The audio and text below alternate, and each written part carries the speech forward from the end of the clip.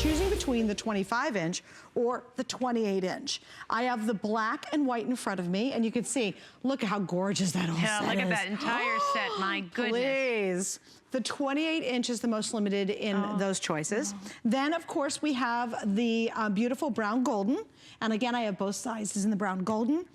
We have good quantity there in both. I have the royal blue, that's what Samantha's of course holding. And then finally at the very end, we have our favorite burgundy red, and there is the complete set.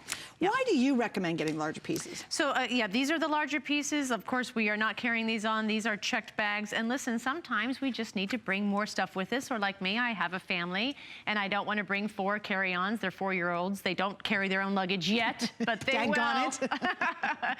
So we just need a bigger bag. And also, I mean, not everyone is flying. People are doing road trips where you don't have the restrictions that the airlines are passing down. So we just want to be convenient. Or a cruise, yeah, and you've got like, you know, formal wear that you want to bring.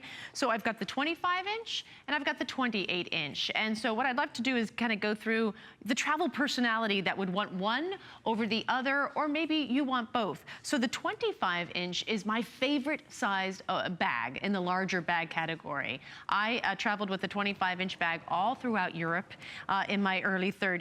And why I loved it is it allowed me to pack everything I wanted to, but still have room to bring back things from my travels. And yet it wasn't so large that it was cumbersome and arduous. I was the one who was getting this bag out of the taxi. I was the one going up 2 flights of stairs in a European hotel with no elevator. So the 28-inch to me just seemed like it would be too much. Now that I'm a mother of twins, this ship has sailed. This is like my footloose and fancy-free single days. Boy, do I miss them. I have 2 of these 28 bags, 28-inch bags. This is the one I travel with. We travel with 2 at a time.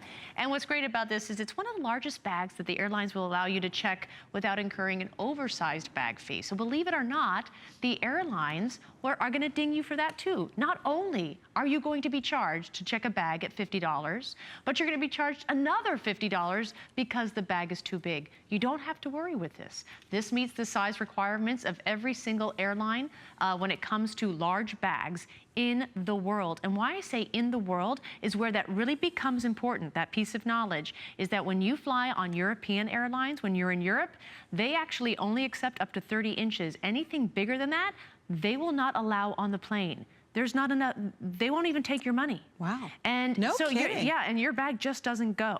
That happened to me once and I started crying right there and it got on the plane. So, you know, it helps to cry sometimes. But a little weeping. What I'm saying is there's so many rules that the airlines pass down to us. There are too many rules for you to remember. I remember them for you and you don't have to, because I'm gonna make sure that this bag fits. And so I think the theory is that, well, listen, if you're gonna charge me to check a bag, but the airlines, I'm just going to check the largest bag I can, and that's the 28-inch, and you don't have to worry about it being too big.